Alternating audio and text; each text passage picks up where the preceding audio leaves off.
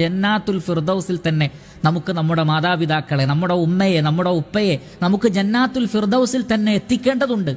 അതിനുവേണ്ടി നമ്മൾ അവർക്ക് വേണ്ടി മഗ്ഫിറത്തിന് വേണ്ടി, മർഹമത്തിന് വേണ്ടി, അവരുടെ പാപങ്ങൾ അല്ലാഹു പുറത്തു കൊടുക്കാൻ വേണ്ടി, അവർക്ക് സ്വർഗത്തിൽ ഉയർന്ന ദറജ കിട്ടാൻ വേണ്ടി നമ്മൾ പ്രാർത്ഥിക്കണം. അല്ലാഹുമ്മ ഗ്ഫിർലി ഉമ്മി, അല്ലാഹുവേ എൻ്റെ ഉമ്മാക്ക് നീ പുറത്തു കൊടുക്കണേ. വർഹംഹ, എൻ്റെ ഉമ്മയോട് നീ കാരുണ്യം കാണിക്കണമേ.